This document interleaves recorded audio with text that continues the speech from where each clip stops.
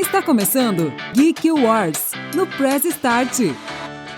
Bem-vindo, ouvintes do Press Start Cast. Está começando mais um episódio de Geek Wars. Eu sou o Matheus Felipe e eu vim invocado por 5 planícies para acompanhar vocês nesse episódio. E hoje o nosso braço direito aqui não tá, infelizmente tá sofrendo de enxaqueca, provavelmente tá jogando Witcher demais aí, né? Hoje, no lugar dele, a gente tem a nova integrante que foi aprovada pelo Conselho Geek aqui do Press Start. Seja bem-vinda, Bia!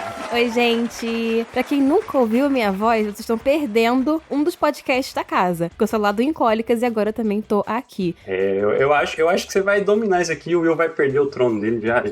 Já perdeu. Ele que não aceitou isso ainda. Bom, aproveitar que a gente tá falando nele, né? O pai da casa aqui tá presente com a gente aqui, o Will, o proibido. Como assim o proibido? Mas em relação a esse daí da Bia, há controvérsias porque o meu voto foi negativo, tá? Eu vou parar de chamar de Charlie, hein? Mas brincadeira, eu acho que é como o Renin diz lá, né? A intimidade é uma merda, né? Tamo aí, né? Pra chamar no Zap é considerado um card game? Olha, se for considerado, então eu fico muito de boa com o meu tarô, porque é o único card game que eu conheço. Não, depende, né? Depende se você tá pegando a esposa do cara, né? Daí você joga o meme lá do cara do Yu-Gi-Oh! Pode ser as figurinhas do WhatsApp, né? Ver card game. Card game, figurinha de WhatsApp. Exatamente. Só que eu jogo mais tarô mesmo. Eita, pô. Depois você vai ensinar pra mim as regras. O nosso convidado já até mostrou ali um tarôzinho na câmera que eu estou querendo já. Eita. Ah, é pior que eu sei tirar tarô. Não que eu faça isso, mas eu sei fazer. Ai, que perfeito. Vamos conversar depois. Vamos trocar ideia depois. Bom, aproveitando que os convidados já estão interagindo aí, a gente, tirando os convidados da casa aqui, né? O Will, a Bia, agora a nova integrante. Bom, a gente tem 2 convidados muito especiais aqui. Eles são muito pró, assim, nessa área de card games, né? Primeiro eu quero apresentar o tio nerd, famoso aí nas redes sociais, Marcelo. E aí, Marcelo, seja bem-vindo. E aí, Matheus, obrigado pelo convite. Oi, pessoal, boa noite, cheguei. Olá! Eu que agradeço. E também aqui, né, o cara provavelmente o mais expert aí que a gente tem aí, o cara que faz as avaliações, né, que trabalha aí não sei se é a única loja no Brasil, mas é a primeira, né, que trabalha com certificação e avaliação de games aí, da Manafix. Seja bem-vindo, Henrique. Oi, prazer ter sido convidado. Não, até ia fazer um adendo aqui, porque a gente é a primeira que sobreviveu mais de um mês. Teve uma empreitada aí, uns anos atrás, que, cara, eu acho que existe mais 100 cartas só dos caras, tipo, circulando por aí. Eu até tenho uma carta de Yu-Gi-Oh! Que foi feita por eles, mas eles fizeram um slab, é porque a gente usa slab aqui terceirizada a produção, né? Não é a produção nossa. E aí a gente importa e tal. E eles, na época, quando eles abriram a empresa, eles fizeram o projeto de injeção plástica do slab e tal, não sei o que, e é tipo uma bica pra fazer isso. É tipo 50 mil reais pra fazer o projeto. E se deu errado, você perdeu 50 mil reais, porque o molde já tá feito. E daí deu errado, e daí por isso que a empresa deixou de existir. Puta, né? Putz, mas é um prazerzaço aí que você tá aqui, você e o Marcelo, né? Vocês que são expert aí nessa parte de card game, né? Então, muito obrigado aí por vocês terem tirado esse tempo aí e tá aqui com a gente trocando essa ideia, né? E pros ouvintes, né, que ainda não pegaram o tema, hoje o tema é sobre card game, trade card games, tarô também, a gente vai falar aí, vamos falar de tudo que envolve papelão e papel aí. Então, bora pro nosso episódio aí.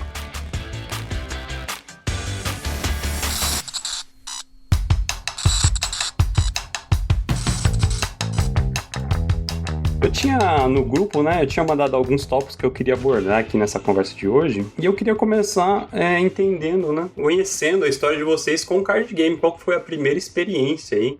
Eu acho que a Bia e o Will não vão contar muito, mas eu queria saber, Marcelo, aí, você poderia explicar um pouco aí como foi o seu primeiro contato, né, com o universo de card game? Claro.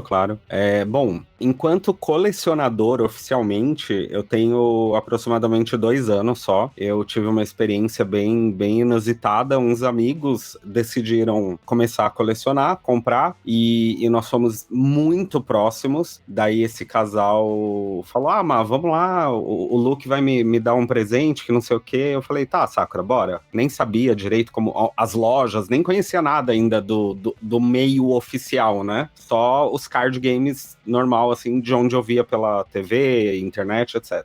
E daí, chegando lá, eles começaram a comprar e eu olhando aquela coisa toda, né? Tipo, me vê um pacote aqui, me vê um booster ali, me vê uma caixa disso, me vê uma caixa disso. Eu olhei e falei, gente, vocês vão gastar, tipo, R$1.000 com carta, assim, tipo, na minha frente, na frente da minha salada. Papelzinho. O cara não acreditando, velho. Você pode imprimir, cara, tem impressora em casa, mano. O que você tá fazendo?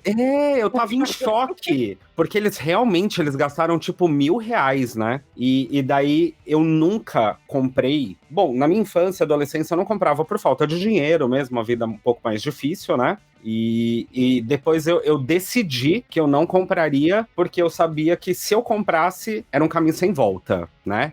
Eu ia acabar viciando, porque é algo que eu gosto muito, eu sou extremamente apaixonado por Pokémon, por animes no geral, mas eu sabia que seria um caminho sem volta. Até que, durante a compra deles, eles viraram assim e falaram, compramos um presente pra você. E daí eles me vieram com uma caixinha do Mewtwo. Daí eu olhei e falei, aí pegou, fisgou. Daí acabou. Depois disso, semana seguinte, eu já tava na mesma loja, comprando booster. Comprando 2.000. Eu já comprei mais que isso, viu? Se for somar tudo que eu já gastei de Pokémon de 2 anos somente pra cá, Pokémon, Magic, Yu-Gi-Oh!, etc., eu acho que vai aí pra uma pedrada de uns 35, 40 mil no mínimo. É muita coisa. Só de pasta eu tenho mais de 20. É uma coleção que cresceu principalmente muito rápido. E como eu crio conteúdo geek, eu optei por começar a focar em card game. E óbvio, né? Eu tinha 10, 20 boosters, 30 boosters no mês. Eu comecei a mostrar a abertura desses boosters. Então a minha ideia de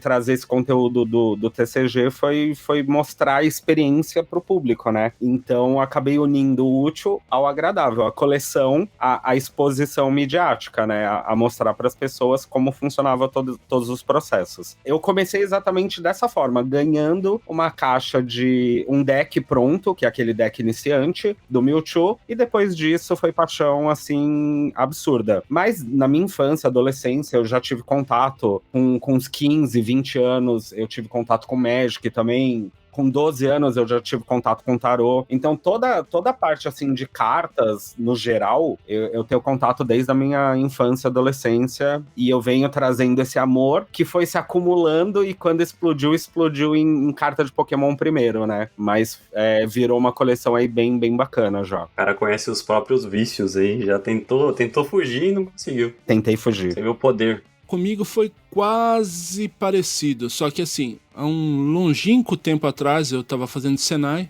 Ixi, faz tempo, hein? Faz tempo. Faz tempo mesmo, hein? Bia. Mas assim, nesse período de Senai, você fica lá 2 anos e meio, só os mesmos amigos, assim, né?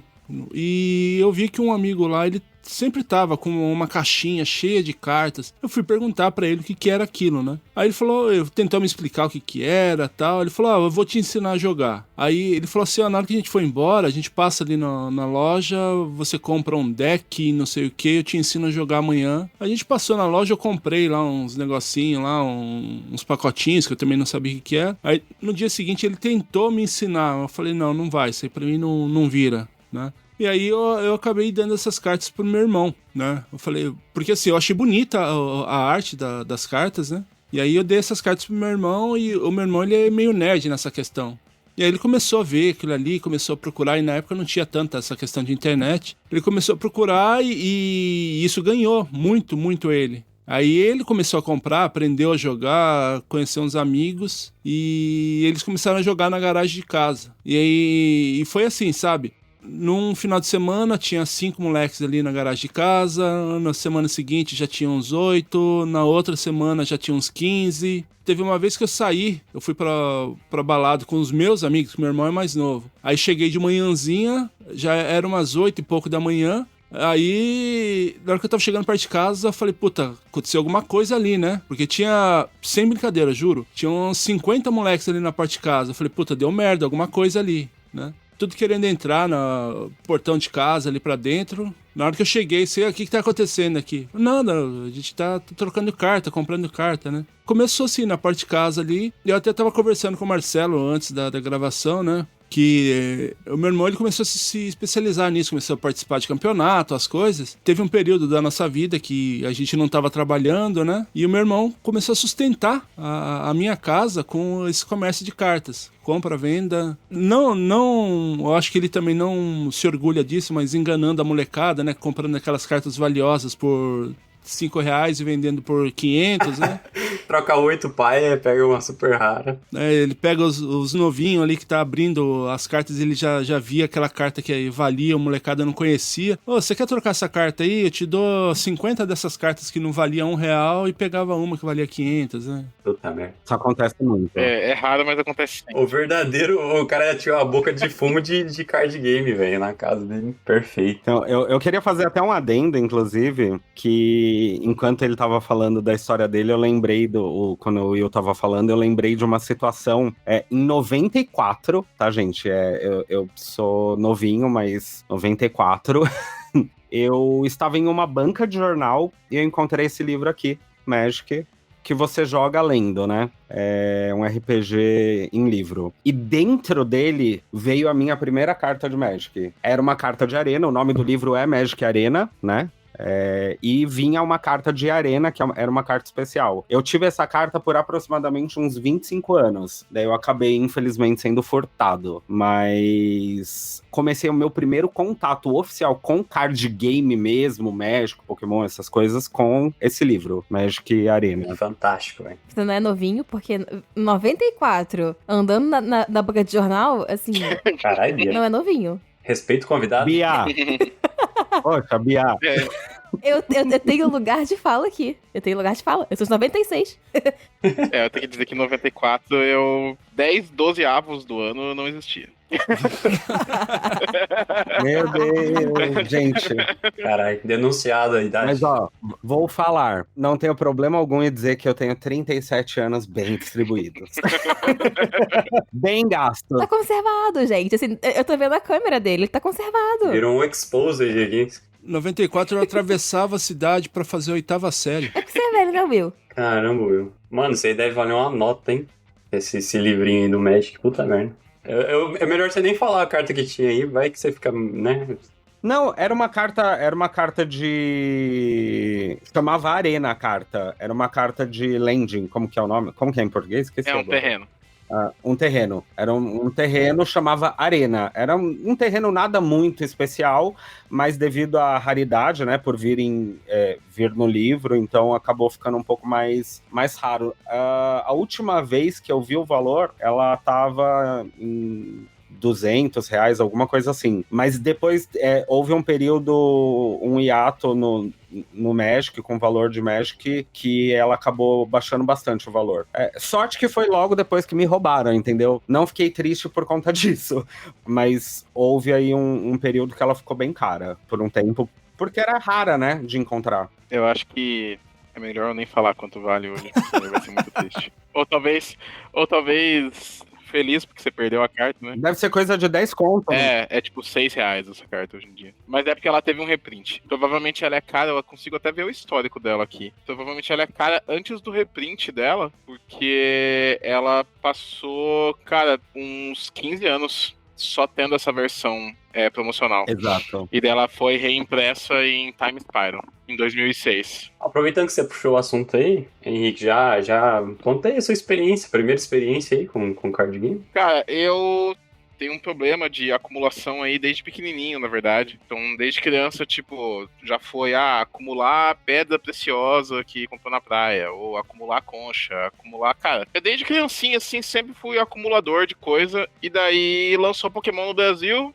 um tempo depois lançou as cartas, e aí, cara, desde isso, que deve ter sido, sei lá, 2000 e... Acho que 99, 2000, acho que não demorou muito pra chegar o TCG do Pokémon aqui no Brasil. Cara, eu acho que eu nunca parei de consumir. Faz, 24 anos isso. E eu fui começar a jogar Magic, que hoje, eu trabalho com Pokémon também e tal, mas o meu foco mesmo em coleção, em jogar e tal, sempre foi mais Magic. E Magic eu conheci em 2005. Foi na escola também, pesada jogava e tal, eu falei pra minha mãe, pelo amor de Deus, mãe, compra um baralho de Magic pra mim. Na época era a 7ª edição que tava saindo, e daí tinha um negócio que era uma caixa que vinha 2 baralhos. E daí você não podia embaralhar os decks. Você abria a caixa, era uma caixa pra 2 jogadores, e daí você jogava aquele script que já vinha pronto pra você aprender a jogar. Eu falei, mãe, vai na Livraria Curitiba, por favor, compra esse negócio pra mim, que eu preciso jogar esse jogo, é muito massa isso. Aí ela foi na Livraria Curitiba e voltou com um baralho de Harry Potter. Eu falei, não. Eu tenho um baralho de Harry Potter, mas é um baralho normal. As lágrimas. Aí... Cara, no fim até foi legal, porque eu tinha os colegas de escola que tinha carta de Harry Potter também, mas uns meses depois eu troquei todas as cartas de Harry Potter que eu tinha por carta de Magic com uns amigos na escola. E, cara, e é isso, tipo, desde 2005 eu sempre joguei muito com os meus amigos, sempre fui, né, tipo, do grupo dos Nerdola, da sala, então sempre tinha alguém que jogava Magic, a gente sempre jogava nas mesas de pedra na escola. E aí, cara, 2011, que daí eu descobri o que era uma loja de Magic. E aí eu comecei a ir em loja, jogar torneio, não sei o que, e daí foi virando uma bola de neve e virou o que foi hoje. Eu só queria te corrigir que esse negócio de acumulador é muito vulgar, tá? A gente chama de colecionismo. É. É o nome mais chique. Eu sou colecionadora de coisas inúteis. Aqui na loja todos os funcionários me chamam de acumulador, cara. Eu nunca ouvi essa história de colecionador. Mas isso aí do Matheus é só pra ele justificar, porque o cara, se você tirar muito para o ímpar com ele e tirar foto, ele começa a colecionar isso também.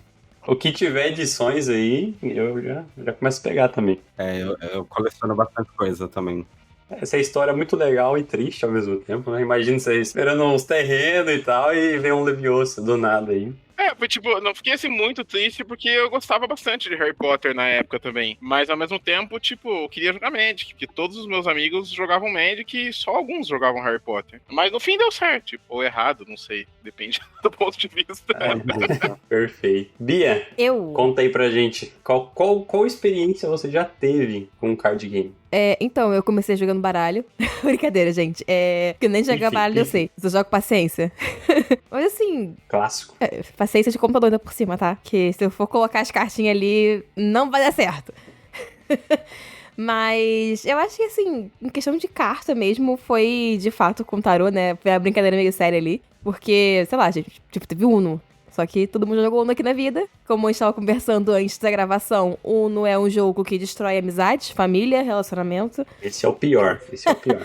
Mas, cara, teve uma coisa que o Marcelo falou que, tipo, é muito real. Que você começa a comprar deck de qualquer coisa. Cara, aquilo vira um vício, de um jeito, que eu tô virando colecionadora, pra não falar acumuladora, de decks de tarô e de oráculo. Tipo assim, eu comprei o meu primeiro tarô há uns 2 anos, eu acho. Quando eu fui numa viagem pra São Paulo, que a gente foi na Liberdade. Daí pra cá, gente, vai só ladeira abaixo. Porque virei, assim, a sócia da Shopee. Eu só compro carta lá. Mas assim, de jogo, confesso pra vocês que sim, eu sou leiga.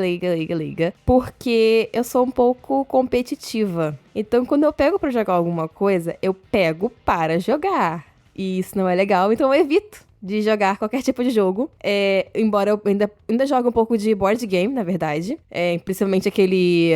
Ai, meu Deus, qual é o nome daquele board game que eu gosto, gente? Vixe, então não gosto. É o Eldritch Horror, que é todo mundo contra o tabuleiro, então esse dá mais certo. Porque é todo mundo junto. Caralho, tem que ser co-op, cabia, senão ela te destrói. Cara, saiu recentemente um jogo de carta, que é do modus operandi, que é o stop do modus operandi, que ele é uma dedanha sem papel, sabe? É só as cartas. Eu sou um pouco competitiva, porque era quem juntar 10 cartas primeiro ganhava, e eu juntei 10 cartas quase que seguido, então, assim... É um pouquinho competitiva, talvez. Hoje a Bia tá fazendo isso com programas aqui do Press Start, né? Ela já tá quase... Eu já falei que eu só não entro no de futebol porque eu não gosto de futebol. Tá colecionando episódios aí. Nossa, mas sabe que esse negócio de jogar board game, assim, é muito complicado, porque que nem a minha esposa, tipo, ela não gosta de jogar jogos muito complexos. Até é engraçado porque ela segue umas pessoas que, tipo, fazem conteúdo de board game e tal, e daí ela fala assim, se o cara começou a falar do jogo, ele falou a palavra recurso, eu paro de assistir.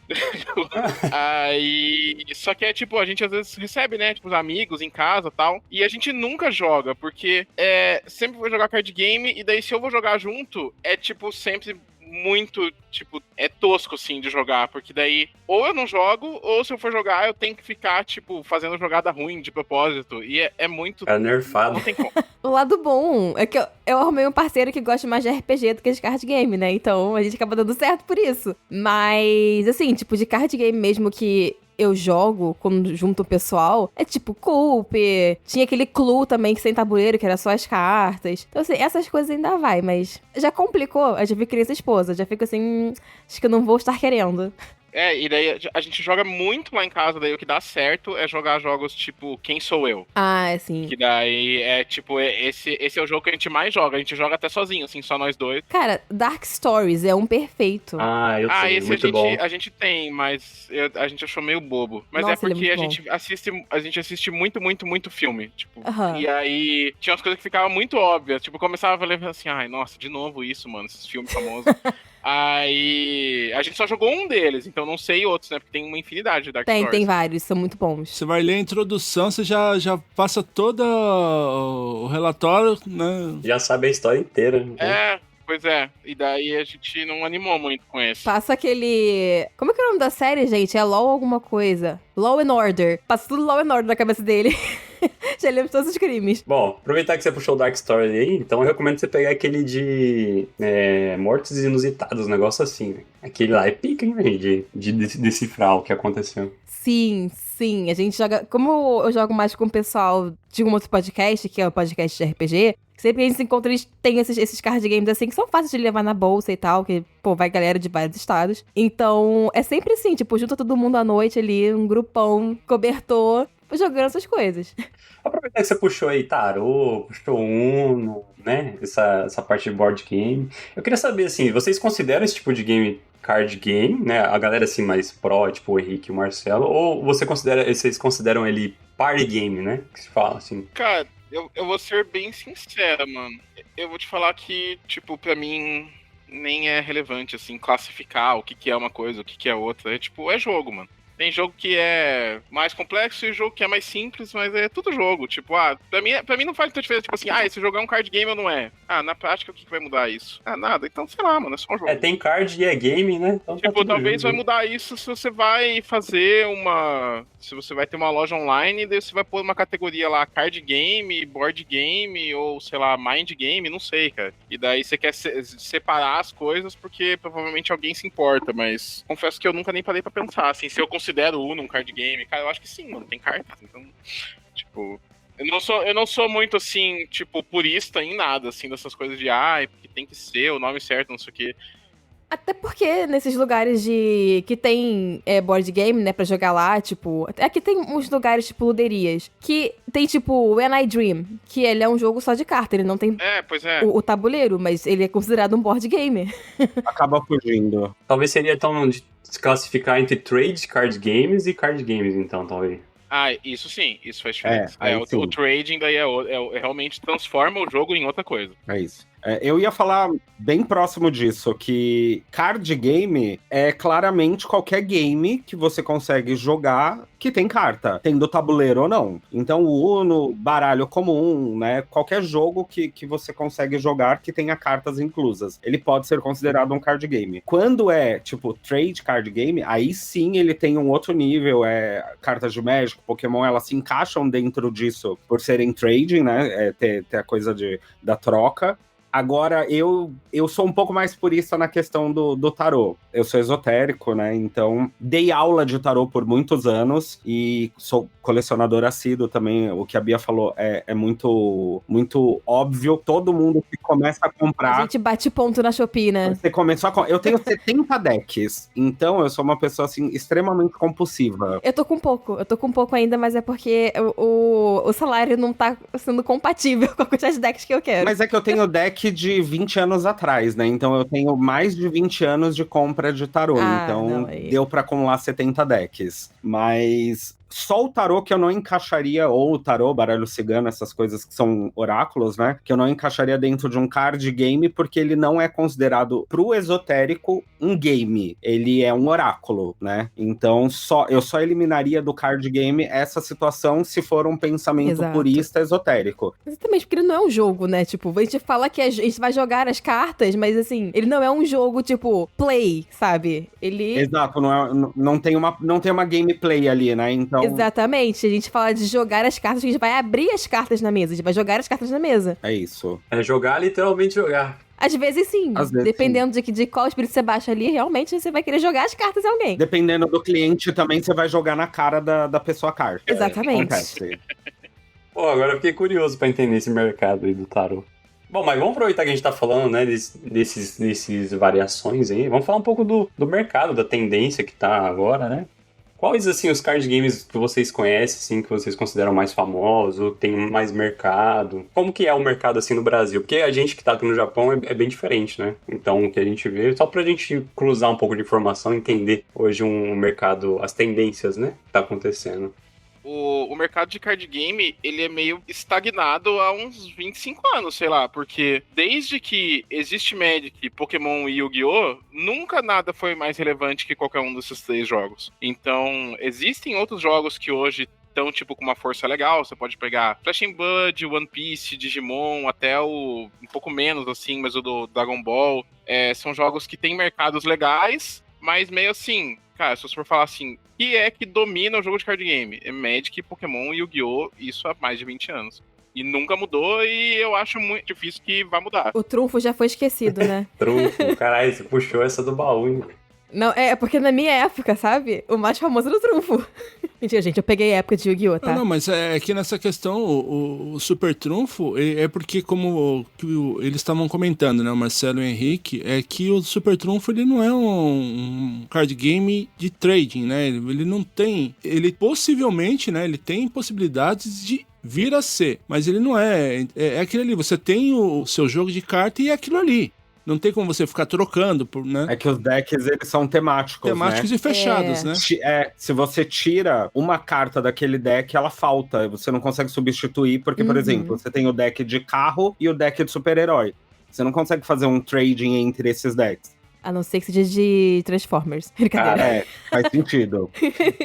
Agora, tipo, Pokémon, por exemplo, você pode... A troca, ela existe com qualquer deck, desde que você consiga depois organizar no seu jogo, entendeu? Então, é aberto. Cara, essa questão de trunfo me fez surgir uma pergunta aqui, que na verdade eu tava pensando nela antes, só que eu esqueci de perguntar. Assim, todo mundo aqui pegou anos 90, a gente tinha muitos tazos que vinham em biscoitos. Vocês consideram isso também como card game? Será? Acho que não. Olha, gente. Então, mas é que meio que, tipo, existe... Nossa, a gente tá aqui na loja, a gente tem, tipo, muito tazo. Porque teve uma época que eu quis meio que entrar nesse mercado, assim, só que daí eu desisti no meio do caminho, mas o acúmulo ficou, né? Mas, tipo, tem muita gente que coleciona tazo até hoje, mas eu não conheço ninguém que joga os jogos que tem nos tazos. Não, tinha muito bafo que a gente jogava antigamente, né? Bafo sim. Bafo até hoje tem gente que joga, né? Até com coisa que não devia. Meu irmão e eu, a gente tinha, eu acho que várias pastas de tazo, né? Que a gente colecionava também. Começou com latas, né? A gente tinha umas latas que ia guardando, daí depois surgiu as pastas, a gente começou a comprar. É porque no Brasil o tazo ele é meio limitado nessa parte da... É uma chips, assim, né? Do salgadinho. Porque se você pega... Sim. Inclusive acho que pararam, né? Acho que voltou um tempo atrás na Copa, né? Tal. Voltou um tempo atrás e voltou. E parou de novo. Tipo, nunca mais ouvi. Eles fizeram aquela temática Teve um de futebol, acho que da Champions League, e um do Pac-Man. Mas é que hoje em dia tem o problema do negócio da propaganda pra criança, não sei o quê. Então eles fizeram essas duas experiências porque era, tipo, por mais que criança talvez consuma, eram temas que não eram exclusivamente infantis. Eu acho que eles conseguiram encaixar. Mas eu fiquei sabendo que, mesmo pra lançar essas promoções, pra eles lançarem, eles tiveram que colocar na conta as multas que eles tinham que pagar pra poder pôr o tazo dentro do salgadinho. Isso entra que nem brinquedo do McDonald's. Tá explicado porque a alegria acabou no Brasil. Hein? Mas tem um brinquedo do McDonald's que até a gente quer. Eu fiquei muito triste quando saiu a coleção dos 100 anos da Disney e eu não conseguia comprar nenhum. Nossa, pois é, esse aí eu queria o Stitch e daí quando eu fui ver já tinha passado já. Eu acho, assim, muito estranho esses adultos que vão no McDonald's pra ficar colecionando esses brinquedinhos, tá? Que vem nos lanches. Eu queria dizer que eu não compro nem o lanche, tá? Eu só vou pra comprar o brinquedo mesmo, que vem separado. Né, e pior que falando de McDonald's, vai sair agora a coleção do Yu-Gi-Oh! Com Hello Kitty e vai sair no McDonald's do Brasil. Então, tipo, mano, Caralho, Deus, velho. Yu-Gi-Oh! E Hello não Kitty. tem como, tipo, eu não passar no drive-thru aqui e comprar um de cada Não tem como. quando lançar, tá ligado? É tipo impossível isso não acontecer. Eu queria muito isso quando eu vi só tinha na Europa, velho. Já tinha passado a data, só tinha na Europa. Então, mas vai sair aqui. Eu não sei como é que no Japão não saiu, mas... Acho que é Burger King, na verdade, não é McDonald's. É McDonald's que eu tinha visto. É McDonald's? Aham. Bom, whatever. É pra ter aqui no Brasil. Pelo menos eu vi uma notícia. Se não for fake news, vai ter. Só pra não causar nenhum problema aqui pro Geek, isso aí foi brincadeira, tá, pessoal? Que pra quem, pros convidados aqui, eu tava mostrando na câmera que eu tenho uma coleção desses brinquedinhos. Eu e minha esposa, a gente vai... Do Mario, inclusive. Da época que saiu o filme do Mario. Você tem medinho de hater, né? É isso. Não, se você segurar as pontas, pra mim, eu sou uma metralhadora dessas coisas aqui. Eu tô falando pra preservar o geek aqui. Isso aqui é um lugar de livre debate aqui. Não Pra um cara que tem um podcast aqui dentro chamado Quinta B, eu acho que não tem medinho de hater, né? Mas... Não, então não se desculpe. Mas então, até voltando pro assunto aqui no Japão, ele tá um pouquinho forte agora, que tá trazendo até com bastante propaganda de card games, esse que o Henrique tava comentando, né, de One Piece. Eles são tá forte aqui, tem até na TV tem propaganda. E aqui, né, o Matheus, tem nos shoppings aqui um que é forte, que é o do Dragon Ball, que tem aquelas máquinas que o pessoal compra as cartas e aí você vai jogar, fazer um jogo contra o videogame, né, assim, né? Você vai posicionando as cartas e você vai jogando contra o computador. Então a gente vê a molecadinha de 4, 5, 6 anos. Os veião, tinha veião também. Sim, é que daí eu falo disso pela renovação Das gerações, né?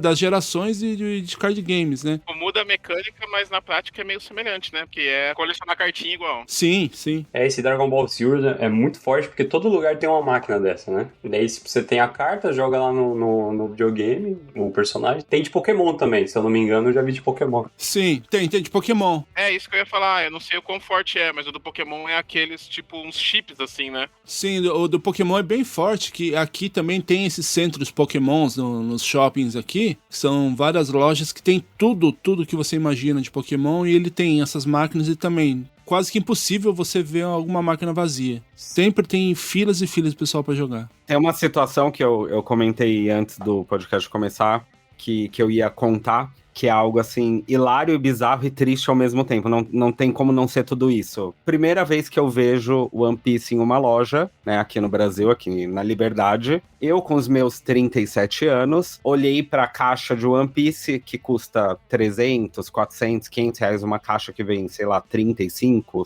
boosters, né, dentro. Olhei e falei, não vou pagar, né, 500 reais numa caixa dessa. De repente, do meu lado, surge um adolescente de 16 anos. Ele olha pro cara que tava atendendo no balcão, falou, moço, por favor, eu quero a caixa tal. Eu olhei pra ele assim, eu falei, meu Deus, o menino vai comprar uma caixa. Eu achei que ele ia pegar a caixa pra abrir e pegar booster dentro da caixa, né? Ele, não, mas eu quero uma lacrada. Eu olhei e falei, nossa, 16 anos, caramba, queria com 16 anos fazer isso, né? Mas tudo bem. Daí ele começou, eu fui puxar assunto, porque eu sou super curioso, já que, né, eu aproveito toda essa questão de criar conteúdo pra poder criar história em cima disso também. Cheguei pra ele e falei, oi, tudo bem? Eu sou o Tio Nerd, beleza? Vamos conversar. O que você faz com essas cartas, né? Com esses boosters, você joga? Fui meio que fazer uma entrevista com o menino. Daí ele olhou pra mim e ele falou assim, eu não sou idiota?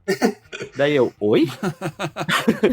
Né? Tipo, a primeira resposta, eu perguntei se ele jogava. Agressivo, né? Agressivo, né? Daí, eu não sou idiota, eu tenho que pensar no meu futuro, eu compro essas caixas, abro todos os boosters, pego as melhores cartas, tiro foto, posto nos grupos, vendo em questão de minutos, volto no balcão e compro mais caixa.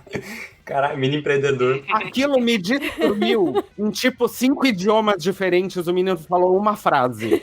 em português. E ele conseguiu acabar com a minha profissão em 5 idiomas diferentes. Acabou a história do tio Nerd. Caraca. Deve ser bom poder fazer isso sem ter uma conta de luz pra pagar, né? Não Aí é? a conta fecha muito Ah, fácil. Fecha muito fácil. Coaches mirins aí, é assim que surge. E ele faz isso toda semana.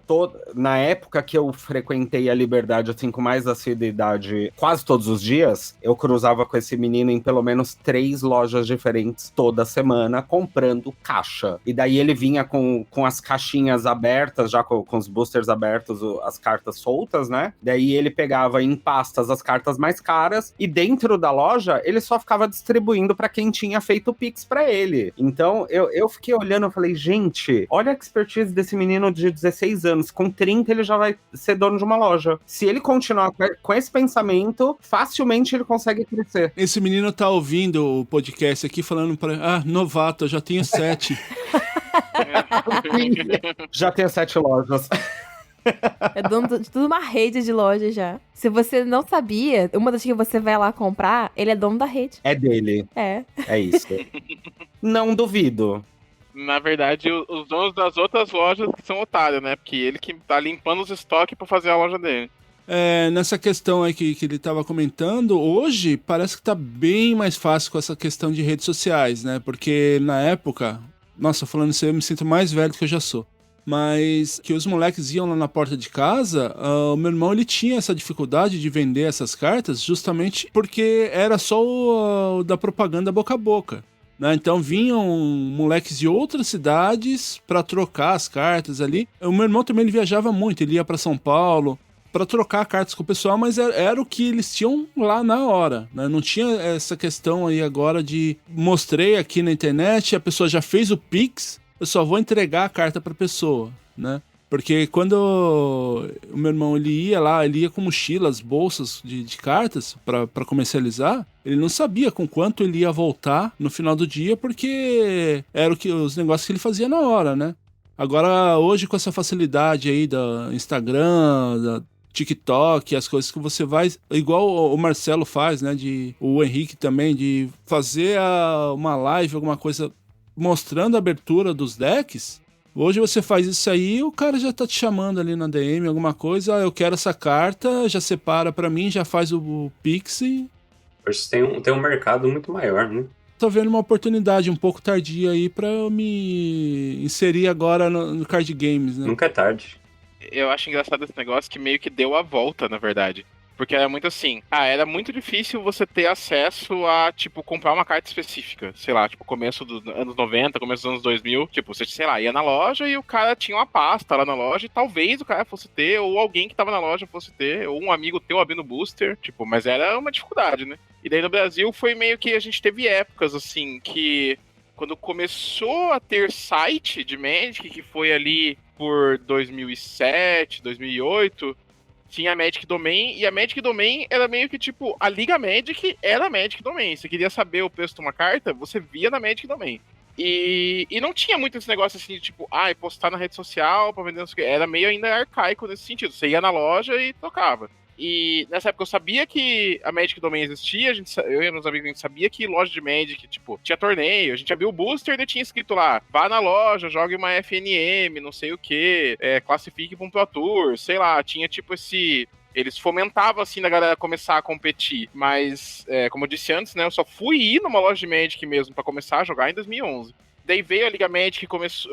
No Pokémon ainda é fraco a Liga Pokémon nesse sentido de fazer negociação por lá. Por mais que o sistema seja muito bom, a comunidade não abraçou ainda. E o Magic foi muito tipo, beleza, Liga Magic, a pessoa tem um perfil lá, e daí cada vez que você faz uma venda, você ganha uma recomendação positiva, e daí começou a facilitar, daí veio o Facebook, e daí foi indo, tipo. E daí hoje chegou num ponto que é tão difundido que é tipo, é grupo de WhatsApp, gente todo dia postando foto, vendendo não sei o quê. E daí eu acho que, tipo, eu falo que deu a volta, porque daí o que mais acontece hoje é os clientes falarem assim, cara, eu tenho essa pasta aí, mas não tem condição. Essa história de ficar postando e negociando com o cara, bota tudo em crédito na loja, e eu não vou mexer com isso mais. Tipo, a galera, tipo, não tinha acesso, daí teve muito acesso, daí hoje tem tanto acesso que perdeu o tesão, assim, fala assim, cara, quando chegar as cartas que eu quero na loja aí, eu pego, boto em crédito aí, pra mim é melhor. Porque essa história de, tipo, postar, daí receber a mensagem do cara, aí negociar preço, e daí como que entrega, se vai enviar, se o cara vai encontrar com você na loja, se você vai deixar no balcão, e daí os caras cansam. A gente tem, tipo, muitos clientes que não tem passo de troca. Tudo que o cara abre que tá sobrando, ele deixa aqui numa coisa e fala, mas põe de crédito aí. É engraçado isso, porque as pessoas tinham dificuldade de ter acesso, e hoje o acesso é tão fácil que não tem nem por que você se importar de ter uma pasta de troca. Perdeu o valor, né? A vontade. Sim. Tem até preguiça de fazer catalogação dos negócios, né, essas coisas, que dá trabalho, né? Sim, sim.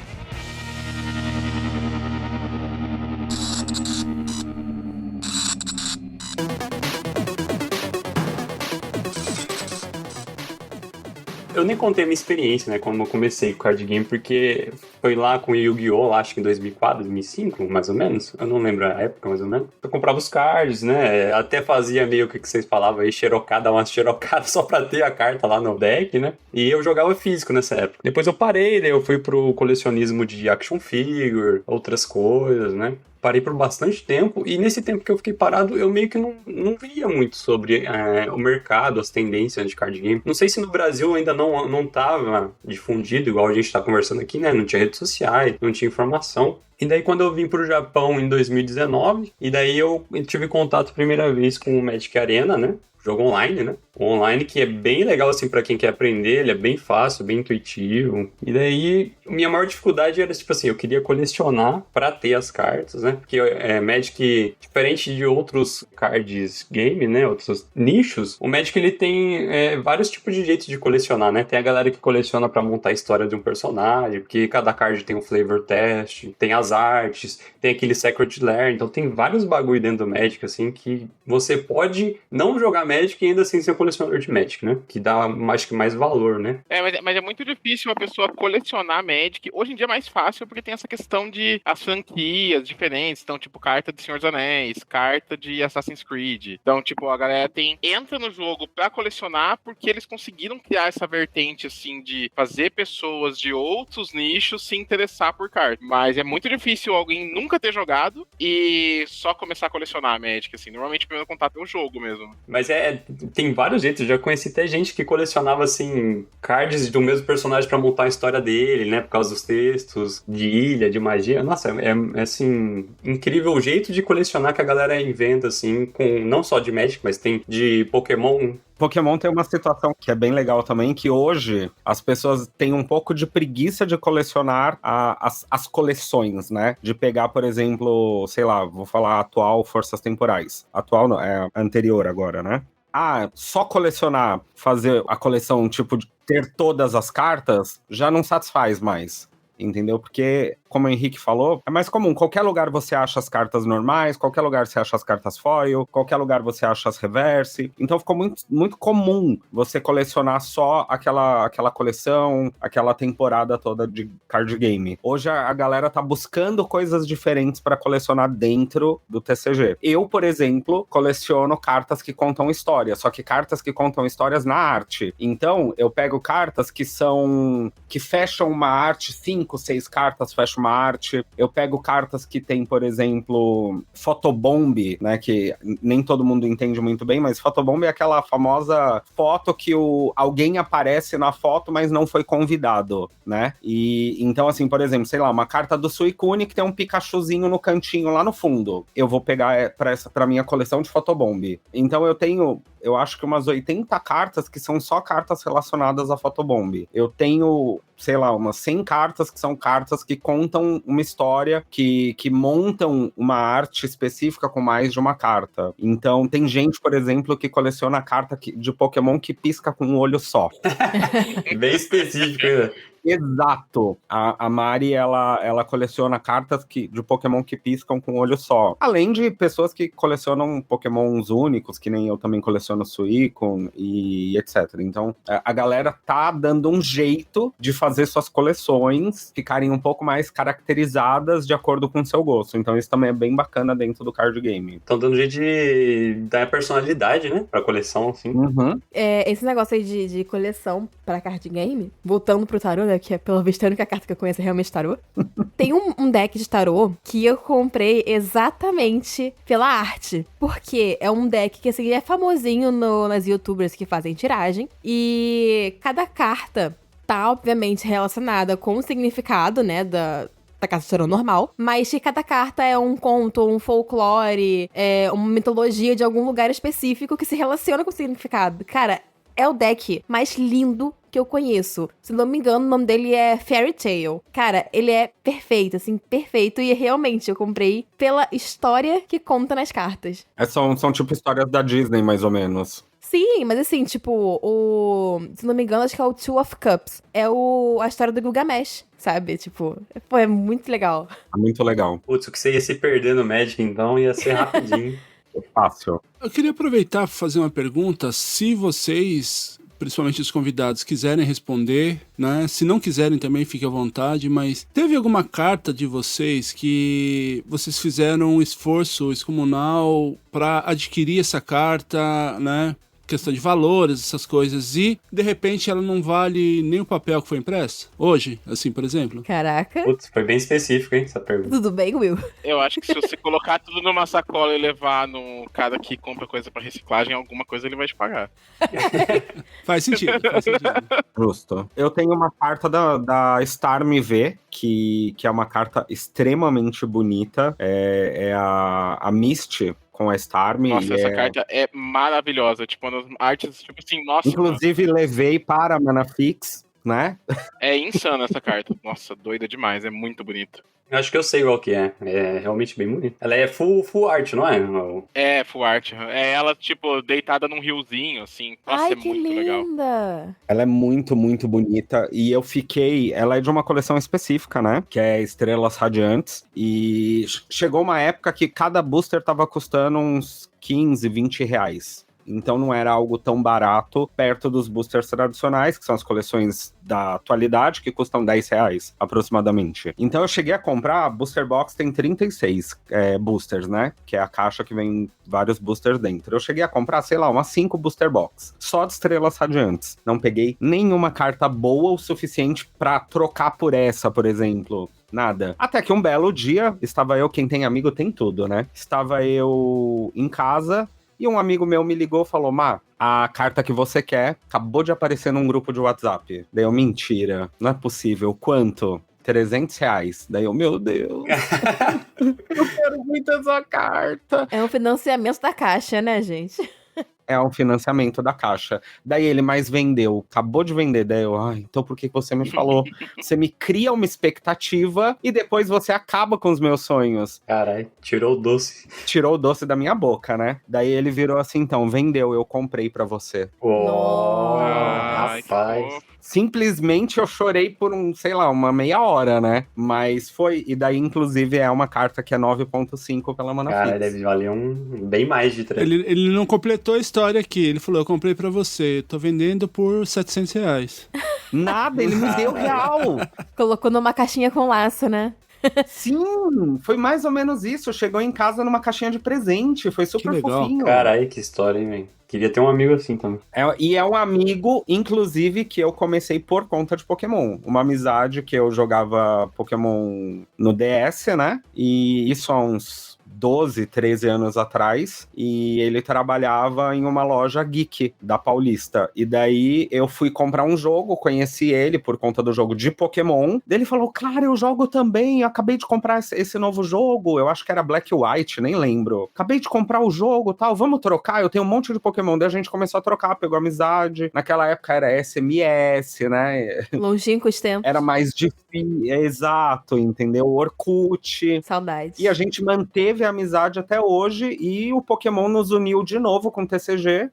Recentemente ele começou a criar conteúdo também, me achou na internet, no YouTube, criando conteúdo. Ele falou, meu Deus, não acredito que é o Marcelo, né? Ele tá criando conteúdo de Pokémon, nossa, daí mandou mensagem na DM, a gente voltou a se encontrar, e daí em uma das nossas saídas ele me entregou a carta da Starmie. E é uma carta que, assim, não é tão fácil de achar, custa uma média aí de 300, mas ela já chegou a custar quase R$1.000, se eu não me engano. É uma carta que foi bem disputada na época, aí no auge dela. Foi bem legal. Diante do seu relato aí, eu tô vendo aqui que eu vou precisar rever os meus amigos, porque nem bala os meus amigos, principalmente de podcast, me dão, né?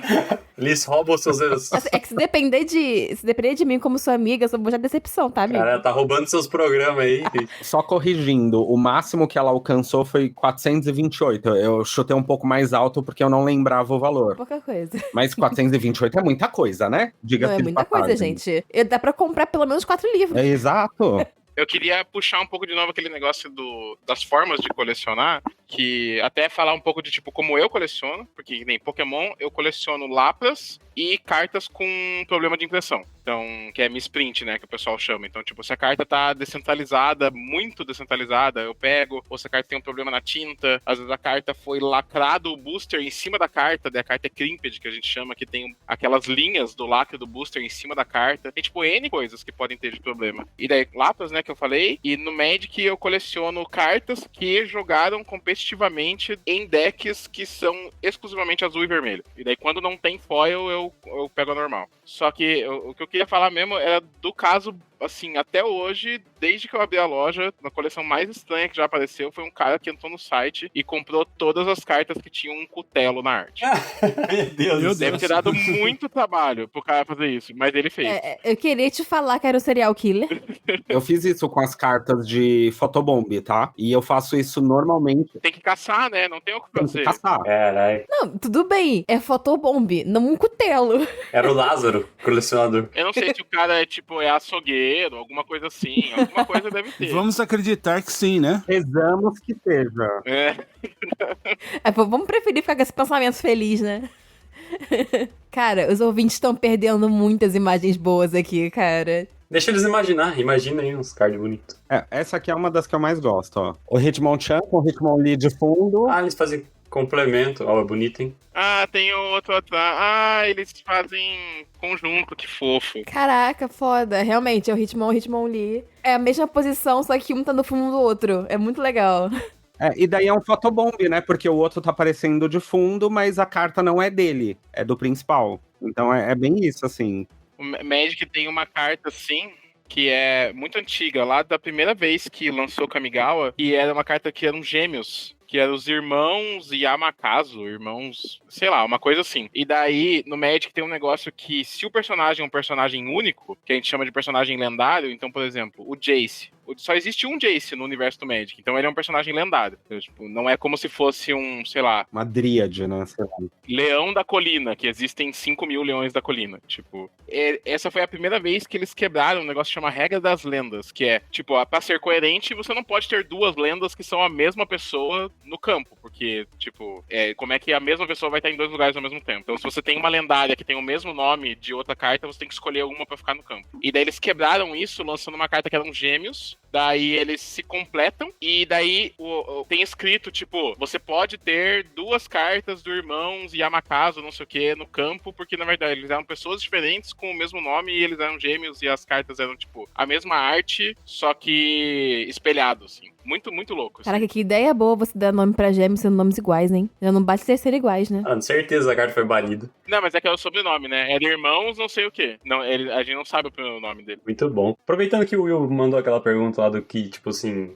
fazendo umas loucuras aí pra coleção, eu tô fazendo um de Yu-Gi-Oh!, só que é só de Mago Negro e Maga Negra. Eu tô buscando todas as artes, velho, que tem aqui, porque no Japão tem artes exclusivas e tal, né? Inclusive, eu até peguei 3 aqui que são custom. Eu tenho uma pequena coleção de Maga Negra também, que é muito fofo, não tem como. E tem card que é, tipo assim, baratíssimo, que não vale nada, mas a arte dela é muito bonita. Aí tem cards, né, Yu-Gi-Oh!, você sabe, né? Maga Negra e Mago ainda tem cards absurdamente caros. Então essa é a minha coleção estranha, só de Mago, na verdade, de Yu-Gi-Oh! E eu gosto bastante de Yu-Gi-Oh!, pra falar a verdade. Mas o foco agora realmente são as Surgeon Foil de Magic, né? Agora. Tô fazendo as de Fallout, igual eu tinha falado em off aqui. E já encomendei aquele Secret Lair da Hatsune Miku, que vai chegar logo logo. Ai, gente, Hatsune Miku com tempo. Ah, esse aí ficou bem legal. Ah, a galera, tipo, o pessoal mais purista, assim, reclama desse Secret Layer, mas, cara, tipo, é mais opção, é mais gente consumindo o jogo, não tem como ser ruim. Tipo, eu acho maravilhoso isso que o Magic tá fazendo, de colocar outras franquias no jogo e tal. E eu tô esperando sair um Secret Layer de Gremlins. É uma esperança meio triste, porque eu acho que nunca vai acontecer, mas quem sabe um dia. É meio específico, hein? Eu já tô ansioso pelos de Junji Ito, que vai sair em outubro, eu acho. Foi anunciado. Eu sou muito fã do mangaka Junji Ito. Junji Ito, acho que teve um que saiu já. Já saiu, mas é bem caro. Hoje vai sair a segunda edição, acho que agora, final do ano. E eu acho muito bonita.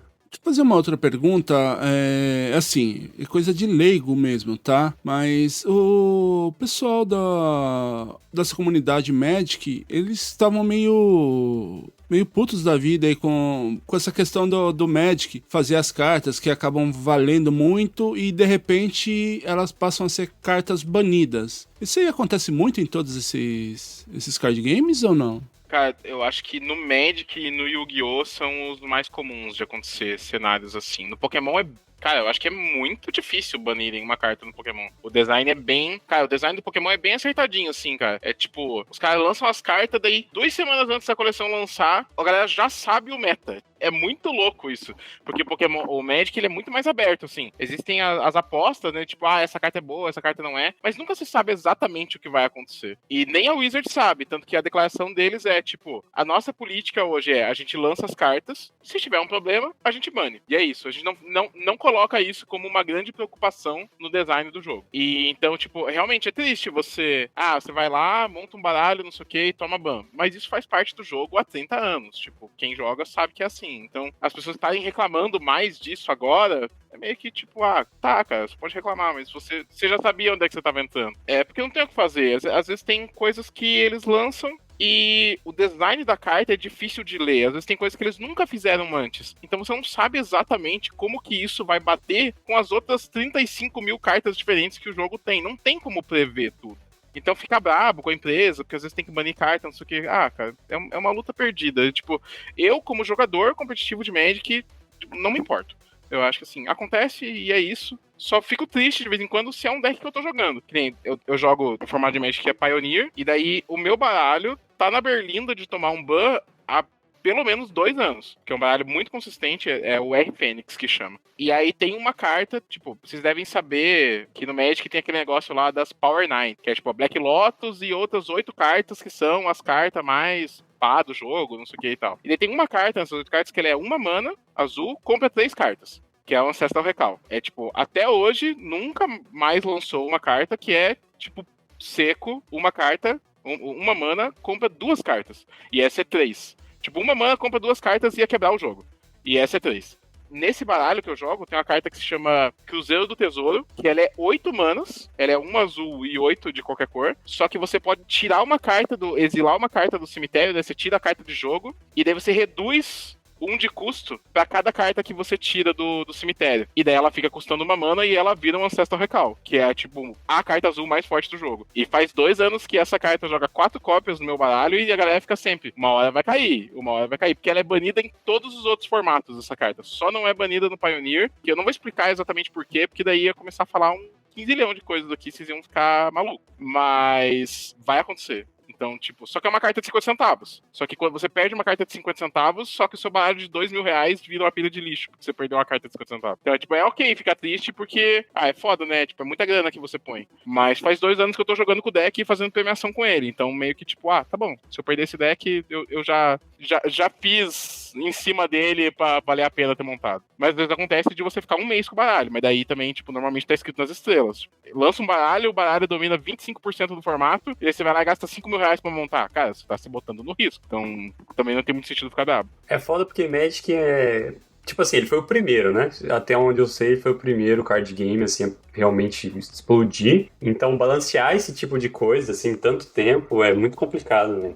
Cara, é impossível, tanto que eles desistiram. Tipo, essa é a posição oficial da Wizards. Eles não se importam de, tipo, saber se a carta vai ser muito forte ou não. A política é, nós vamos lançar, se for um problema a gente bane. E é isso. Bom. É foda porque os caras lançam os bagulho muito roubado, né? Essa questão igual o Matheus falou aí, de ser muito roubado, é uma coisa já precipitada ou acaba acontecendo porque o pessoal que joga consegue encaixar ela, que daí você vai ver se a carta acaba sendo uma carta muito apelona? Tem N cenários que podem acontecer de tipo um ban. Tem muitos motivos diferentes. Tem, por exemplo, uma carta desse mesmo formato de Pioneer que se sabe que essa carta vai ser banida em algum momento, porque o baralho que ela joga, primeiro que é um baralho de combo, que se você fizer uma carta em cima da outra, você ganha um jogo automático. Tipo, se fizer uma carta no turno 2 e a outra do combo do turno 3, você ganha o jogo. Acabou o jogo ali. Então, tipo, isso já é visto como uma coisa problemática nesse formato em específico do Pioneer. Outros formatos mais fortes, isso não é tanto um problema. Só que ela tem uma questão que a habilidade da carta, ela funciona quando a carta chega a 20 de ataque. E daí você tem uma brecha de você aumentar o poder da carta para 21 antes do efeito resolver, e daí ela vira um combo infinito que não pode ser parado e o jogo vira um empate. E daí isso gera um problema nos campeonatos, que daí o jogo vira um empate e você perdeu o tempo daquela partida e você tem que jogar uma nova partida. E daí na final do último torneio profissional que a gente teve de Magic, normalmente é uma melhor de 5. Eles jogaram 7 partidas, porque uma das pessoas estava jogando com esse baralho. Então esse é um motivo que às vezes faz uma carta ser banida. Ou às vezes tem um deck que ele joga uma mecânica que você faz muitas coisas no mesmo turno e o seu turno dura tipo 10 minutos. E daí acaba o tempo do relógio, mas como você ainda tá dentro do seu turno, fica consumindo o tempo do torneio. Aí eles vão lá e banem esse deck também. Então tem muitas coisas que são variáveis que não necessariamente estão relacionadas com power level e que fazem cartas ser banidas. Mas normalmente o que acontece é, a carta é lançada, ela entra numa estratégia que já existia e essa estratégia se torna muito opressora e deles banem essa carta nova ou banem uma carta antiga pra carta nova ficar, tipo, mais parelha. O Magic tem muito. E daí entra também uma questão que, se eu não me engano, no Magic tem, mas no Pokémon é bem específica, que é a rotação, né? Então você tem a rotação justamente quando você tá jogando no oficial, a rotação ela acontece para que algumas cartas mais antigas que têm uma potência específica não combarem tanto com novas cartas. Então eles acabam criando uma rotação, então as cartas elas têm lá a sua letra, né? Chegou na rotação, todas as coleções daquela letra para trás não pode jogar no oficial. Você pode jogar em outros campeonatos, né? Tem alguns que você pode jogar todas as coleções, mas justamente porque, dependendo da carta, vira combos infinitos, você tem um poder absurdo em um deck específico. Então eles tentam pensar sempre em cartas, isso no Pokémon, que é o que eu tenho mais conhecimento, o Henrique pode falar do Magic, mas eles tentam pensar naquela rotação atual. Então essa carta, ela vai trazer um problema grande para a rotação atual? Não. Então eles colocam. Então o Pokémon ele tem esse controle maior porque eles têm esse pensamento da rotação atual. Mas é óbvio que em algum momento sempre acaba entrando uma carta ou outra que pode acabar quebrando o jogo por descobrirem brechas na carta que dá para combar com outras. E daí entra o Magic, né? Que o Magic é uma experimentação. Eles lançam a carta e o player eles acabam descobrindo ou eles acabam lembrando de cartas que são um pouco mais antigas que dá pra combar, então eles acabam excluindo a carta e banindo a carta quando percebe que os players conseguiram combar de uma forma muito poderosa. No Magic tem também o formato padrão, né, que é igual no Pokémon, que é o formato que tem limite de tempo, né, que é 3 anos. No Pokémon é um pouco menos, né, acho que é uns 2 anos. Não é exatamente, né, mas é por aí. Nesse formato, realmente, a quantidade de bans é muito menor, mas aconteceu de uns anos atrás ter, tipo, 4 cartas banidas ao mesmo tempo no formato padrão, porque eles tiveram uma mudança de filosofia na forma como eles lançavam cartas. E daí era uma política lá que chamava Fire. Era tipo, cada letra que ia dizer alguma coisa nesse Fire. E daí começou assim, tipo, 2019, a gente teve mais cartas banidas do que nos 15 anos anteriores do jogo. Por causa da mudança na forma como eles estavam fazendo as cartas. E aí aconteceu nesse momento, ter 4 cartas banidas no formato padrão, que é esse formato só de cartas recentes. Mas atualmente eu acho que tem uma carta banida no formato padrão só. Bom, resumindo, deu merda, eles vão lá e tiram. Só isso. Basicamente é isso.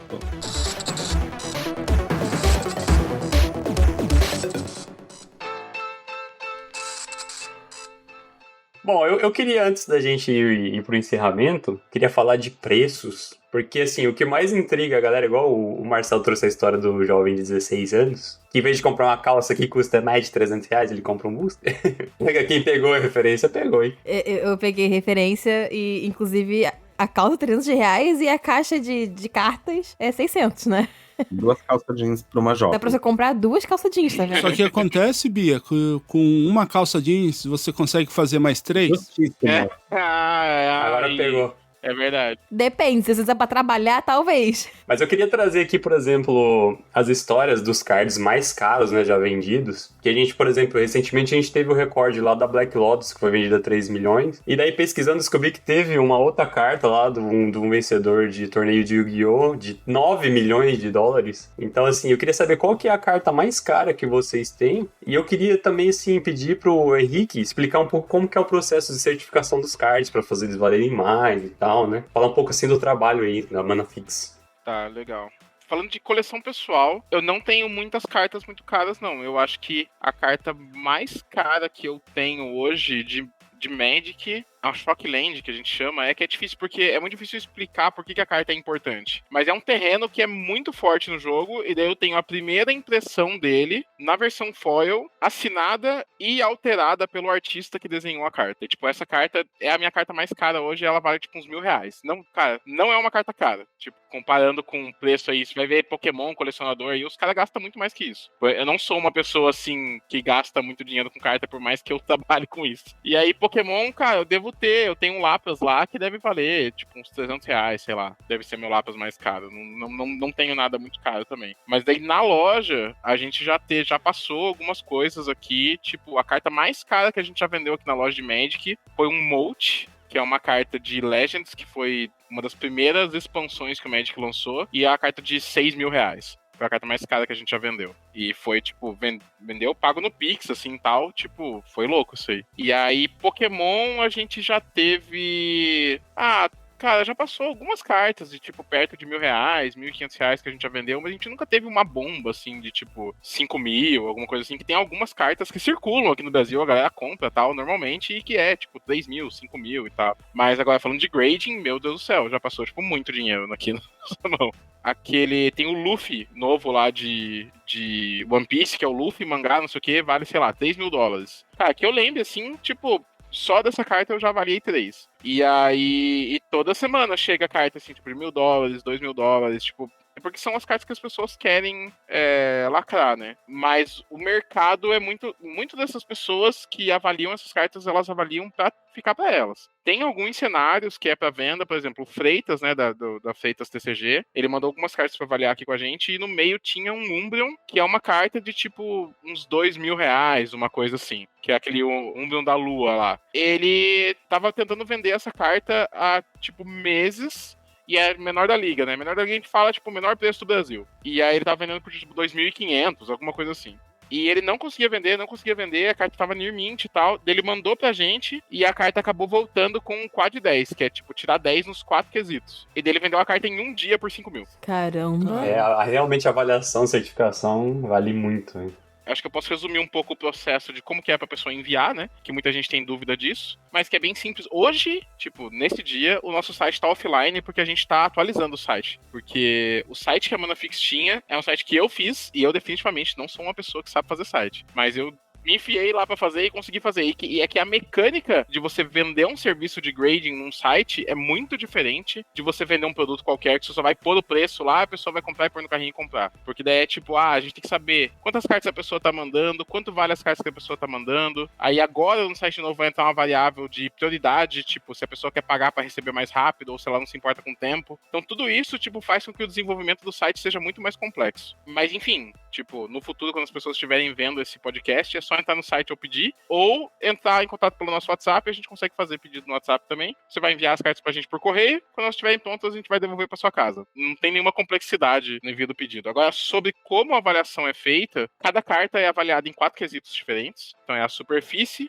as bordas, os cantos e a centralização. Muitas vezes as pessoas têm uma visão de tipo assim, da carta estar bonita ou feia, e daí tipo a carta vai receber a nota maior se ela tá bonita ou menor se ela tiver feia. Mas na verdade a carta estar bonita ou feia é completamente irrelevante. Tipo, não faz diferença alguma. A carta pode estar maravilhosa, linda e ser uma nota 2. Porque o que vai dar a nota é a característica do dano que a carta tem. Então, se a carta tem uma crise, que a gente chama, que é uma dobra, essa é uma característica de carta danificada. Então, se isso já vai puxar a nota da carta pra, tipo, 3 ou menos. É muito assim. Então, tipo, a carta tem um white, que a gente chama, que é quando a carta tem um serrilhadinho, assim, do lado, tipo, umas marquinhas brancas na borda e tal, porque, sei lá, bateu uma carta na outra, ou, enfim, N coisas que podem acontecer. E aí o whitening é muito por quantidade. Então, se a carta tem, tipo, 1 ponto de whitening, ela vai ficar ali no 9.5. Se ela tem 2 pontos, mas eles são, tipo, microscópicos, talvez ela continue ainda no 9.5. Mas 3 pontos, ela já vai cair para um 9. Então, cada um dos tipos de dano, a gente tem um documento que tem escrito, tipo, esse tipo de dano com essa extensão significa essa nota. Então é bem específico, assim, de tipo, isso significa isso, e não tanto, tipo,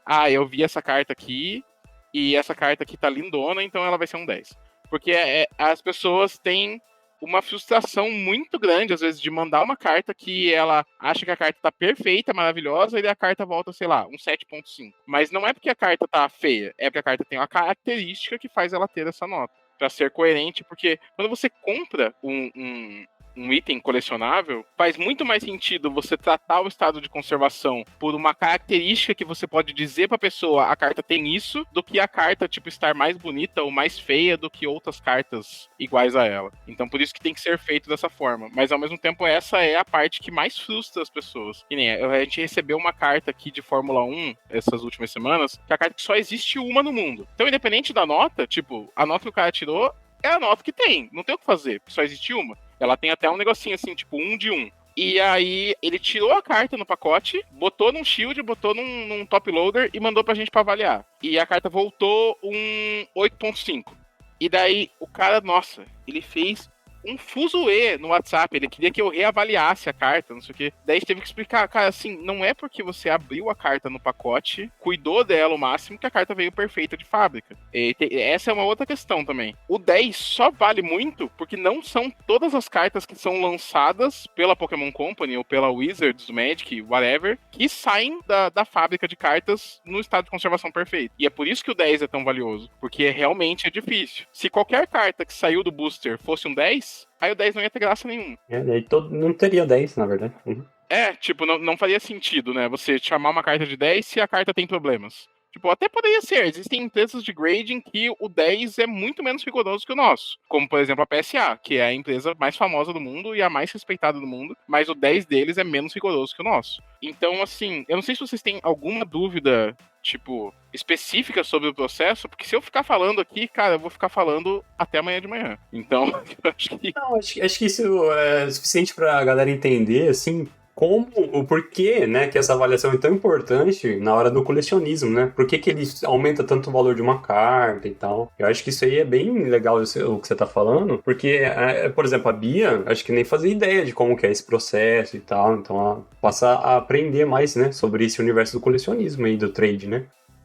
Uma coisa que é legal de falar é a centralização, que essa é a variável que o dono da carta tem zero controle, né? Tipo, não adianta você cuidar mais da carta, que a forma como ela tá centralizada é a forma como ela De tá. fábrica, Tem que fazer, foi impresso desse jeito. E aí, cara, às vezes tem cartas que a carta tá, tipo, nossa, lisa, assim. Tá, tipo, 10, 10, 10, e chega na centralização, aí, tipo, dá uma pipocada, assim. E é muito triste, porque não tem o que fazer. Mas normalmente o pessoal entende. O que mais acontece é o pessoal abrir a carta no pacote, mandar pra gente, achar que porque ela abriu no pacote vai tirar um 10, daí voltar um 8.5, que é a nota mais comum, que é um Near Mint mais, né?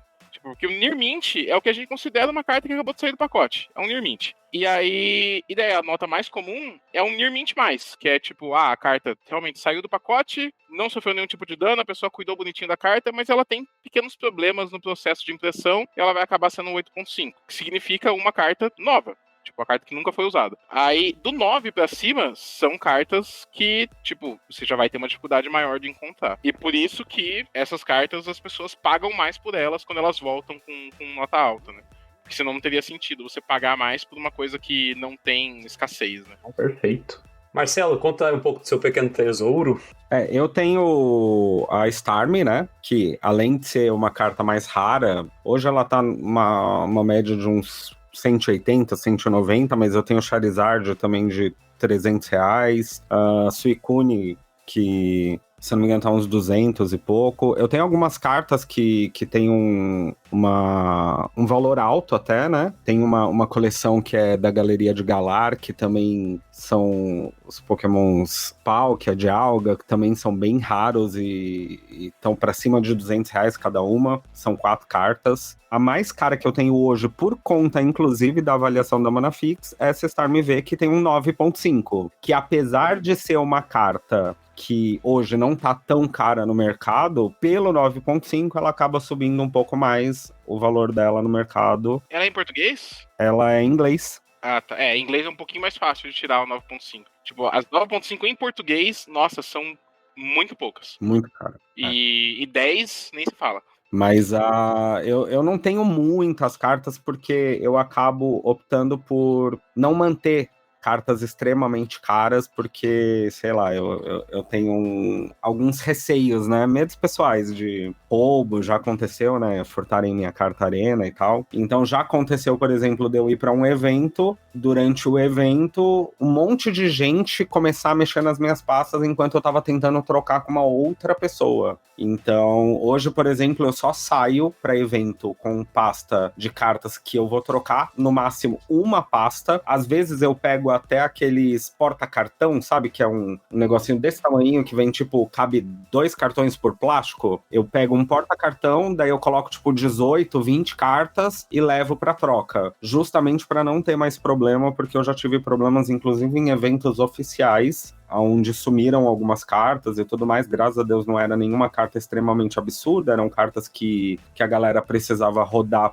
no jogo, né? Tipo, que tava faltando usuais. Mas eu queria trazer aqui um comentário legal até pra Bia saber. Você comentou das cartas mais caras, né? E tem 2 cartas, uma bem antiga e uma bem recente. A recente do Magic, que foi a do Senhor dos Anéis, ou um anel.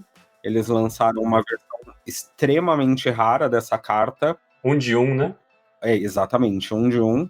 Ela não é um 10 na classificação. Quem comprou essa carta foi o Post Malone. E ele pagou se eu não me engano, $2 milhões. Então é uma carta que foi bem assim, desesperadamente buscada por todos os colecionadores no mundo inteiro. Então fez com que as vendas do Magic dessa coleção em específica aumentasse muito. E tem uma carta muito bacana do Pokémon, que é o Pikachu Illustrator, que foi de um campeonato específico. Se eu não me engano, o nome do autor é Atsuko Nishida, eu acho que é isso, não me recordo agora. E ela tava para mais de 4 milhões de reais. Acho que 4 milhões e meio. Então, são cartas, assim, que são extremamente colecionáveis. E hoje, as cartas mais antigas, cartas de 25, 30 anos, que são raras em um estado bom de conservação, elas estão cada vez mais cobiçadas, porque elas começaram a desaparecer do mercado, né?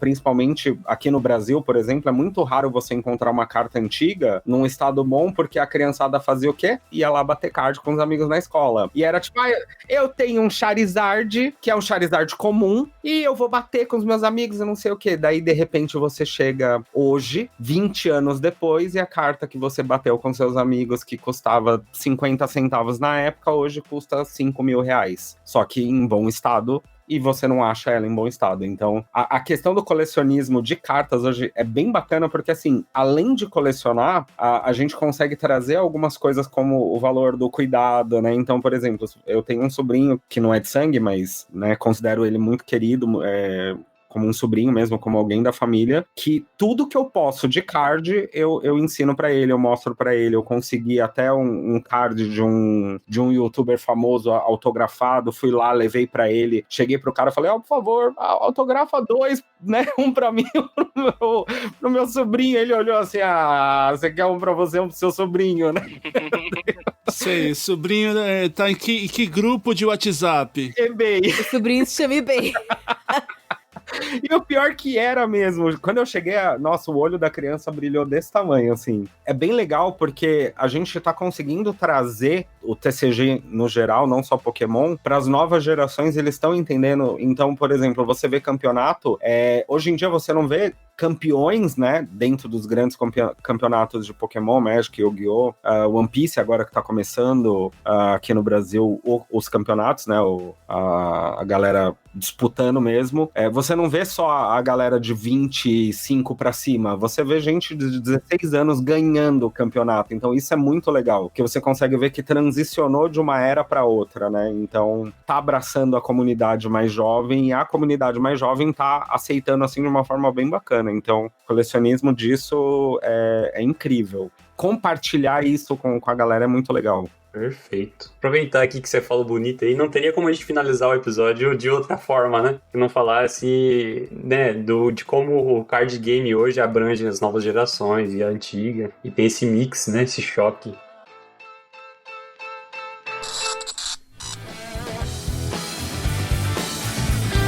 Você está ouvindo Geek Wars.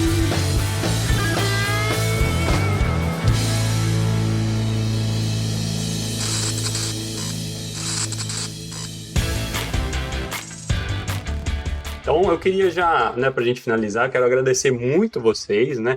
Agora é o espaço aí onde vocês, né, fazem a divulgação de vocês, né, falam um pouco sobre vocês, né? Se você quiser começar, né, Marcelo? Você que já fez esse discurso bonito aí pra gente de encerramento.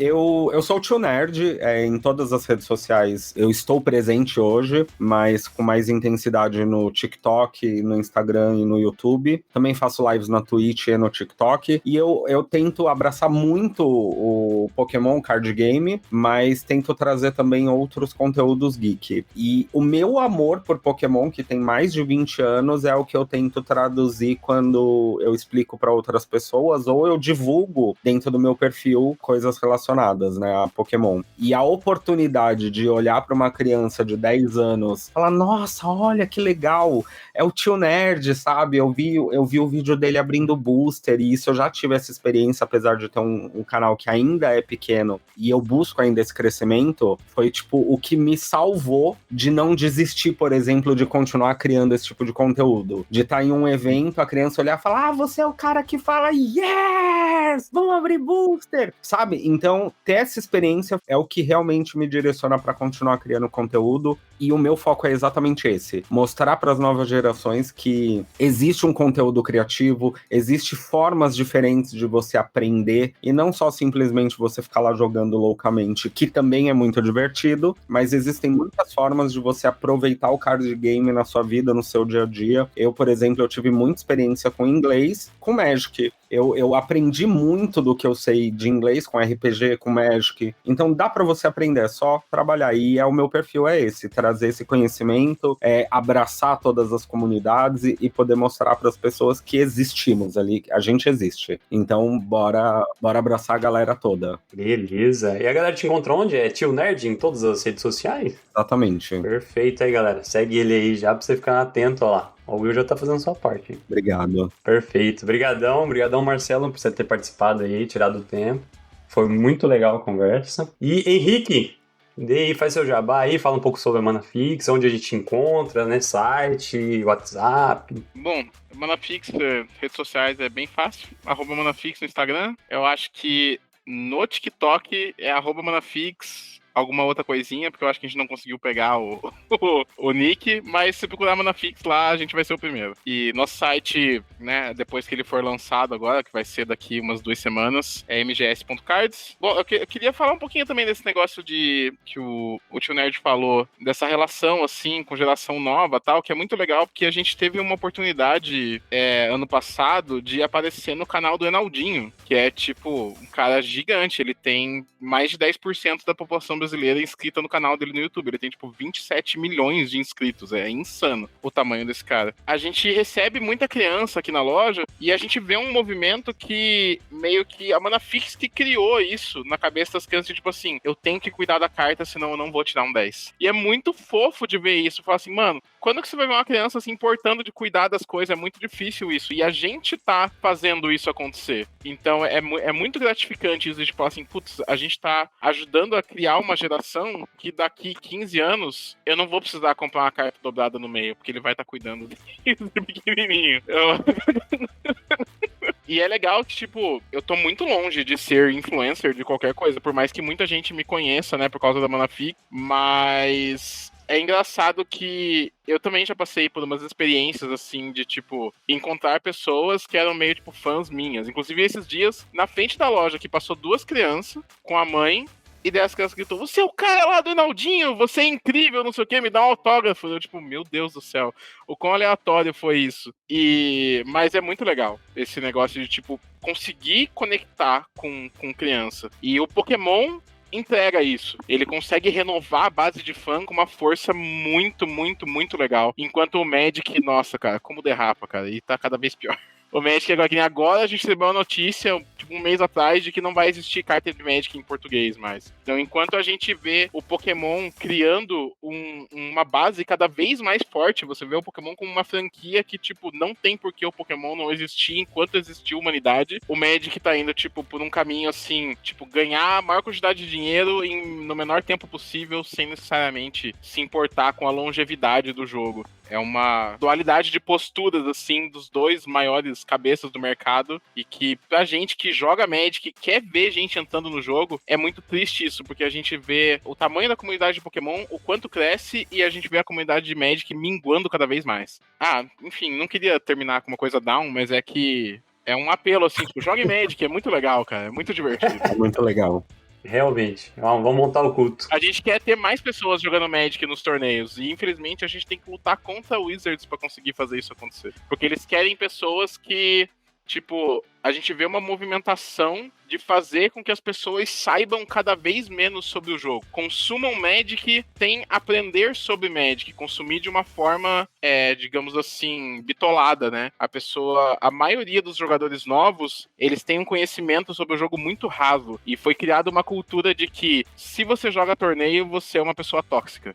E, cara, é muito o contrário disso. A galera que joga torneio é super unida, super se ajuda, empresta deck, empresta carta, não sei o que. Todo mundo quer ver o negócio ir pra frente. Enquanto a galera que é casual, a gente fica ouvindo a história de que um cara quase saiu com o outro no soco porque ele bloqueou o cara no combate no meio da partida. Só assim, tipo, cara, e nós que somos taxados de tóxico, enquanto os outros caras estão saindo no soco por causa de uma partida casual. E eu só queria que mais pessoas soubessem que jogar Magic competitivo é muito legal e todas as pessoas que jogam são muito legais.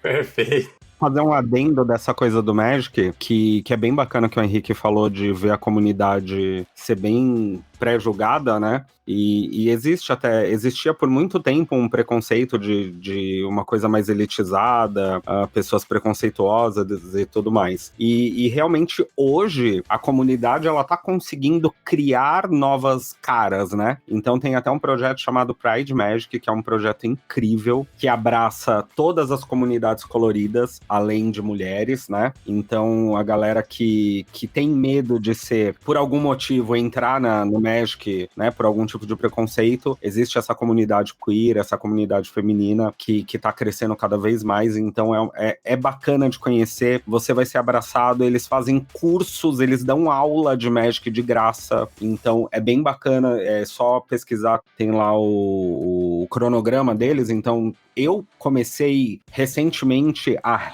aprender Magic com eles deram aulas incríveis, assim, de isso aqui é uma energia, sabe? Isso aqui é uma planície, sabe? Pra você entender como funciona. Ele pega o beabá literal e te ensina o beabá exatamente como você pode começar. E ainda, dependendo do lugar, você ainda ganha um deck inicial. Então é bem legal, assim, pra galera que tem medo ou acha que é impossível aprender, tem esses projetos que existem, né? E estão disponíveis que dá pra conhecer tranquilamente. E venham pro Magic, que é bacana também. Perfeito. Venha pro culto do Magic. A piscina gelada, né? Faz 25 anos que eu tô nela.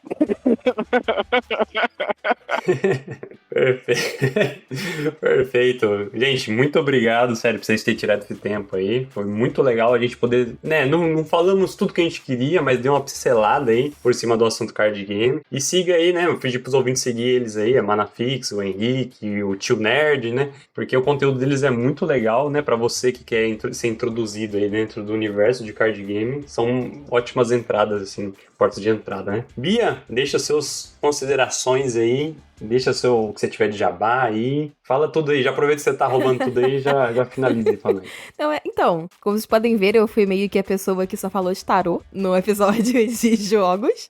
Mas tudo bem. Eu realmente não entendo muito. Eu sou muito mais dos board games e dos colecionismos em geral. Mas aí isso vai ficar pra um outro episódio. Que aí eu vou falar bastante.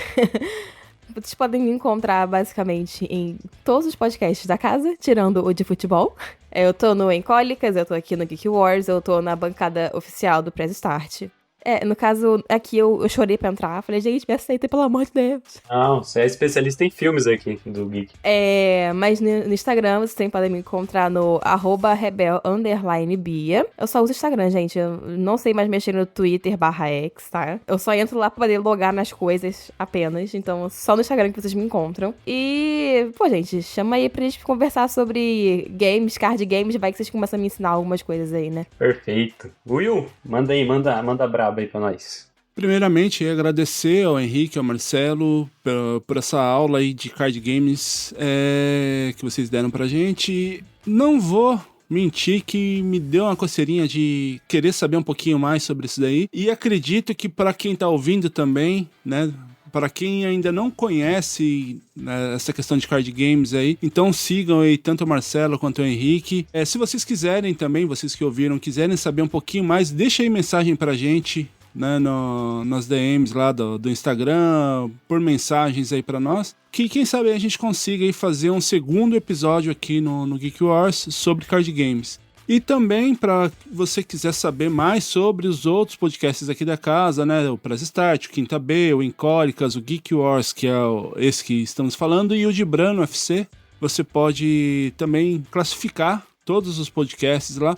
Você pode nos apoiar, nos apadrinhar através do Apoia-se, no apoia.se/PressStartCast. E para você que mora fora do Brasil, você pode nos apadrinhar também através do Patreon, no patreon.com/PressStartCast. E se você não quiser aí se cadastrar em nenhuma plataforma dessa de apoio, você pode também fazer um Pix pra gente através da chave Pix pressstartcastoficial@gmail.com e deixe lá sua mensagem que a gente, em qualquer dos outros programas aí, a gente lê a sua mensagem, você direciona para qual dos podcasts você quer que a mensagem seja enviada, a gente vai ler aí essa mensagem nesses podcasts, beleza?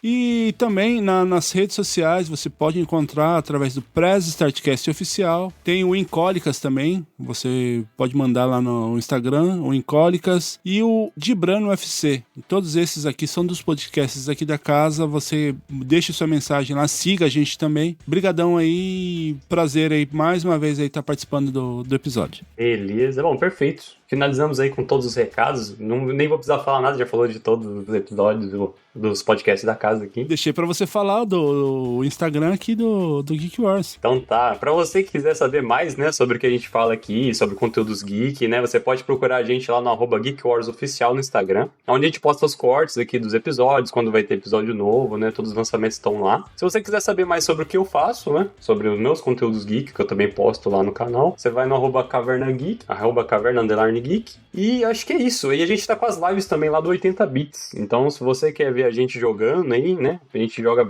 desde games de terror até indies aí, bem aleatórios mesmo. Então você procura lá @80bits na Twitch ou no Instagram, você vai estar sempre por dentro aí do que a gente postar lá. Bom, queria agradecer mais uma vez a todos que conseguiram tirar um tempo para participar aqui e muito obrigado aí pros ouvintes que chegaram até o final, né? Então logo a gente volta aí roubando o espaço aqui do Prez aqui.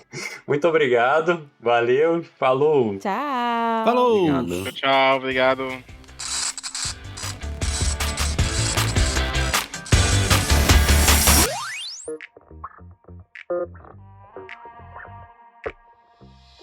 Você ouviu Geek Wars, Gostou desse episódio? Encontre mais curiosidades em geekwars.com.br. Ouça todos os nossos episódios em seu agregador favorito. Nos siga nas redes sociais, @GeekWarsOficial.